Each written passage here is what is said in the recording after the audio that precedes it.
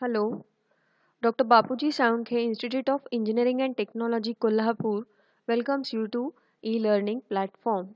This is Science and Humanities Department.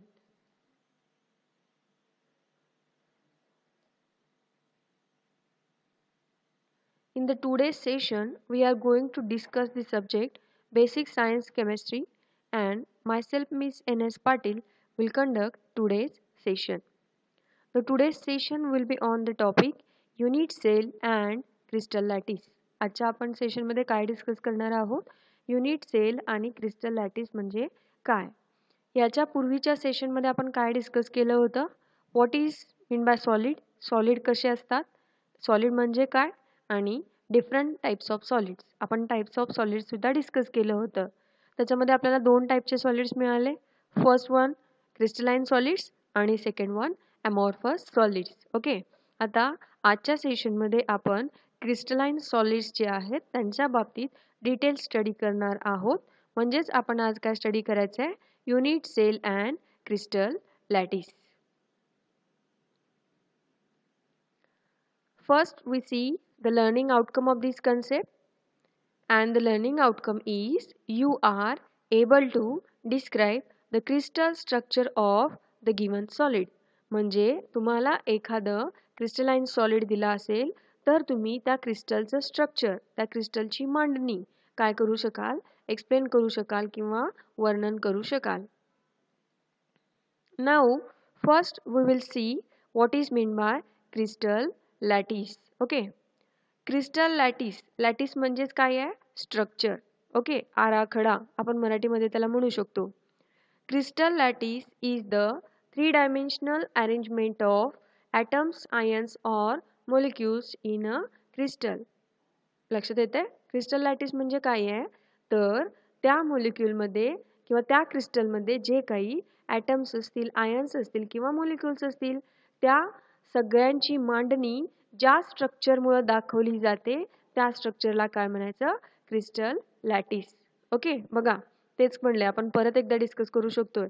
Crystal lattice is the 3-dimensional arrangement of atoms, ions or molecules in a crystal. म्हणजे एखाद्या क्रिस्टलमधल्या atoms, ions आणि मोलिक्युल्सची सर्व बाजूनी 3-dimensional.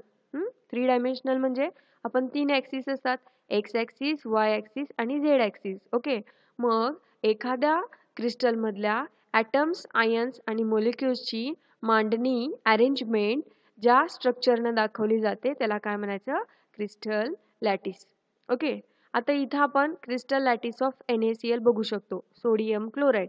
Okay, sodium chloride कुणापासून बनलेला आहे? Na+ आणि Cl-. ओके, म्हणजे हा जो काही क्रिस्टल आहे तो कुणापासून बनलेला आहे? आयन्स पासून बनलेला आहे. आता आपल्याला ही जी डायग्राम दिसते या डायग्राम मध्ये आपण काय दाखवलंय? NaCl मध्ये Na+ आणि Cl- या दोन आयन्सची मांडणी कशी आहे बघा. आता आपल्याला एक पॅटर्न दिसतोय. जिओमेट्रिकल पॅटर्न कुठला आहे बघा? हे क्यूबिक स्ट्रक्चर आहे. आणि प्रत्येक कॉर्नरला इथं एक आयन आहे. हा जो आपल्याला दिसतोय तो कोण आहे? Cl- आहे. इथं कोण आहे? Na+ आहे. परत कोण आहे? Cl- आहे. ओके, म्हणजे या स्ट्रक्चरमध्ये आपण काय केलंय? Na+ आणि Cl- ची मांडणी दर्शवलेली आहे. ओके, मग असं जे काही स्ट्रक्चर असतं, जे स्ट्रक्चर क्रिस्टलमधल्या ॲटम्स, आयन्स आणि मोलिक्युल्सची सर्व बाजूनी मांडणी दर्शवतं त्याला काय म्हणायचं? Crystal lattice. ओके, मग आता हे आपल्याला दिसतं हे क्रिस्टल लॅटिस कुणाचं आहे? Crystal lattice of NaCl. म्हणजे याच्यामध्ये NaCl मधल्या Na+ आणि Cl- ची मांडणी दाखवलेली आहे. म्हणून आपण याला काय म्हणणार आहोत? Crystal lattice of NaCl. There are 14 different types of crystal lattices or also called as Bravais lattices. म्हणजे आता हे एक स्ट्रक्चर दिसतंय.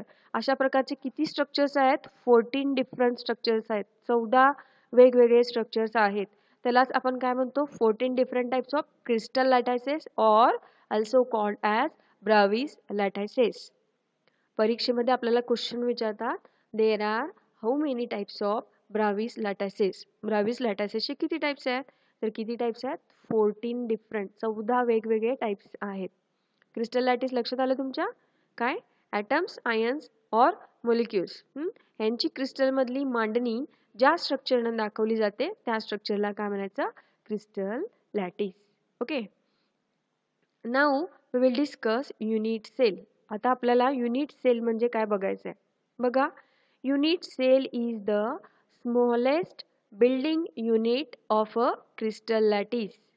काय आहे बघा, युनिट सेल काय आहे? स्मॉलेस्ट बिल्डिंग युनिट आहे. Smallest building unit of crystal lattice which when repeated in 3 dimensions gives the entire crystal lattice. Okay, म्हणजे काय आहे? युनिट सेल म्हणजे काय आहे? हा जो क्रिस्टल लॅटिस आहे, क्रिस्टल लॅटिस म्हणजे काय? पूर्ण क्रिस्टलचं स्ट्रक्चर, पूर्ण क्रिस्टलचं स्ट्रक्चर. तर युनिट सेल हा क्रिस्टल लॅटिसचा एक स्मॉलेस्ट पोर्शन आहे, स्मॉल भाग आहे, जो भाग आपण रिपीट केला इन 3 डायमेन्शन्स. म्हणजे हा क्रिस्टल लॅटिसचा असा छोटा भाग आहे ज्यावेळी किंवा ज्याला आपण रिपीट केल्यानंतर, ओके, पुन्हा पुन्हा रिपीट केल्यानंतर तो काय करतो? पूर्ण एंटायर म्हणजे पूर्ण क्रिस्टलचं स्ट्रक्चर दाखवतो. आता इथे डायग्राममध्ये लक्षात येईल बघा तुमच्या, आपण हा पूर्ण एक क्रिस्टल लॅटिस दाखवलाय. ओके, आणि हा डार्क पोर्शन बघा. हा जो डार्क पोर्शन आहे त्याला आपण काय म्हणणार आहोत? Unit cell. लक्षात आलं? काय म्हणायचं? युनिट सेल किंवा सिंगल सेल आपण म्हणतो. आता बघा, तुम्हाला डायग्राममध्ये आपण इमॅजिन सुद्धा करू शकतो. बघा, हा जो पोर्शन आहे हाच पोर्शन इथं पण रिपीट झालाय. बघा, तुम्हाला दिसते का? सेम पोर्शन इथं रिपीट झालाय. हाच पोर्शन इथं बॅक साईडला सुद्धा रिपीट झालाय किंवा इथं सुद्धा रिपीट झालाय. हा तुम्ही सिंपल कन्सिडर करू शकता इकडचा पोर्शन. तसंच इथं वरती पण झालाय हा एवढाच पोर्शन आणि इकडं पण झालाय. म्हणजे काय आहे? युनिट सेल हा क्रिस्टलचा असा भाग आहे, जर ह्या पोर्शन आपण रिपीट केलं सगळ्या डायरेक्शनमध्ये तर तो काय करतो? पूर्ण क्रिस्टलचं स्ट्रक्चर दाखवतो. ओके, म्हणजेच काय? पूर्ण क्रिस्टल हे तयार होतं कधी? या सिंपल युनिट सेलला आपण काय केलं? रिपीट केलं तर. ओके, म्हणून याला काय म्हणलंय? It is the smallest building unit. Building unit म्हणजे काय? पूर्ण क्रिस्टल तयार कधी होणार आहे? जेव्हा हा स्मॉल पोर्शन आपण काय करणार आहे? ऑल डायरेक्शन्समध्ये रिपीट करणार आहे. लक्षात आलं का? म्हणजेच हा स्मॉल पोर्शन ऑल डायरेक्शनमध्ये रिपीट केल्यानंतर आपल्याला काय मिळतं? पूर्ण क्रिस्टलचं स्ट्रक्चर. म्हणजेच काय? पूर्ण क्रिस्टल लॅटिस. आणि म्हणूनच या पोर्शनला काय म्हणलंय? Unit sale. ओके, आता आपण डेली लाईफमधलं एखादं एक्झाम्पल कन्सिडर करूया. सपोज आपल्याला एखादी वॉल कन्स्ट्रक्ट करायची, भिंत बांधायची आहे. ओके, मग भिंत बांधण्यासाठी आपल्याला पहिल्यांदा बेसिक मटेरियल आपण काय वापरतो बघा? ब्रिक्स वापरतो. ब्रिक म्हणजे काय? वीट. आपण विटा वापरतो. मग वॉल कन्स्ट्रक्ट करण्यासाठी, भिंत बांधण्यासाठी आपल्याला ती ब्रिक आहे ती ब्रिक काय करावी लागते? रिपीट करावी लागते. बघा, आपण नंबर ऑफ ब्रिक्स ठेवतो, विटांची मांडणी करतो आणि त्याच्यामुळं आपल्याला काय मिळतं? वॉल मिळतं. लक्षात आलं का? मग जर तुम्ही पूर्ण वॉल कन्सिडर केली तर ती वॉल कशापासून बनलेली आहे किंवा वॉलमध्ये काय रिपीट झालंय? तर ब्रिक्स रिपीट झालेत. लक्षात येते का? म्हणजे एक brick he number of times repeat केल्यामुळं, पुन्हा पुन्हा मांडल्यामुळं आपल्याला पूर्ण काय मिळाली? भिंत मिळाली. लक्षात येते का? म्हणजे भिंत बांधण्यासाठी बिल्डिंग युनिट काय आलं? ती छोटीशी ब्रिक. लक्षात येते का? म्हणजे पूर्ण वॉल भिंत बांधण्यासाठी आपल्याला त्याचं छोटं युनिट काय वापरावं लागलं? एक ब्रिक वापरावी लागली. ओके, एक छोटी वीट वापरावी लागली. तसंच आहे इथं पूर्ण क्रिस्टलचं स्ट्रक्चर तयार करण्यासाठी हा छोटा पोर्शन आपल्याला काय करावा लागला? रिपीट करावा लागला सगळ्या डायरेक्शन्समध्ये. मग हा जो छोटा पोर्शन असतो त्याला काय म्हणायचं? Unit cell. लक्षात आलं का? आणि त्यालाच आपण काय म्हणू शकतो? Building unit. कारण पूर्ण क्रिस्टल स्ट्रक्चर हे कशामुळं तयार होतं? ह्या युनिट सेलमुळं. बघा, परत एकदा आपण डेफिनेशन रिपीट करूया.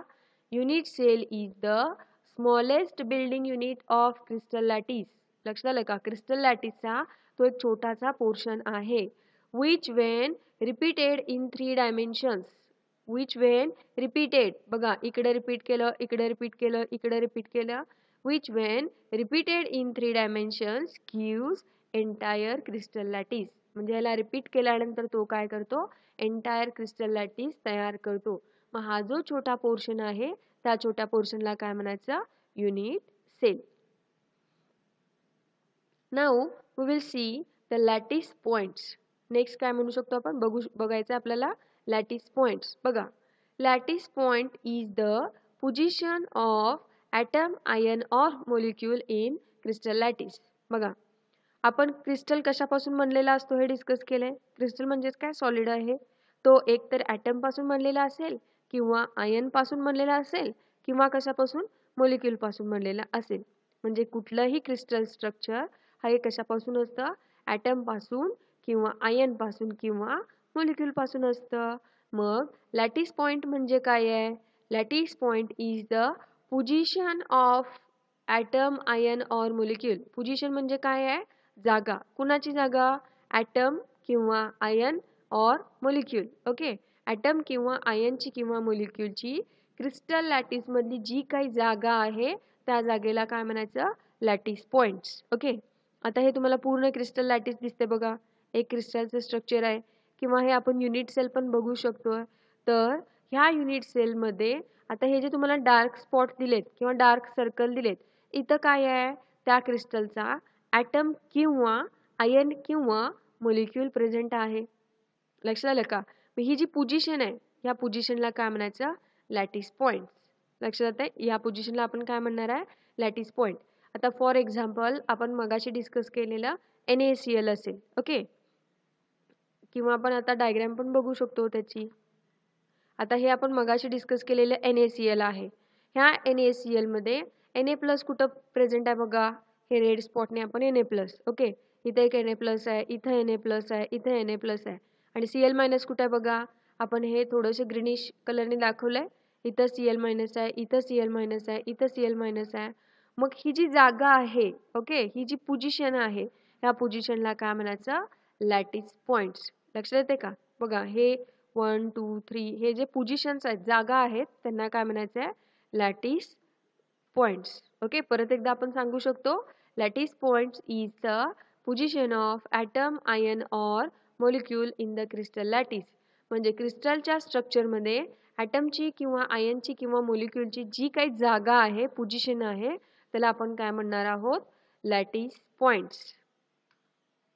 ओके, बघा आजच्या सेशनमध्ये आपण काय काय डिस्कस केलं, तर क्रिस्टल लॅटिस म्हणजे काय.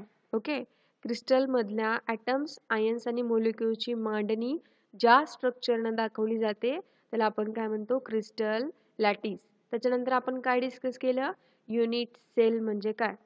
युनिट सेल हा काय आहे, क्रिस्टलचा एक छोटा पोर्शन आहे.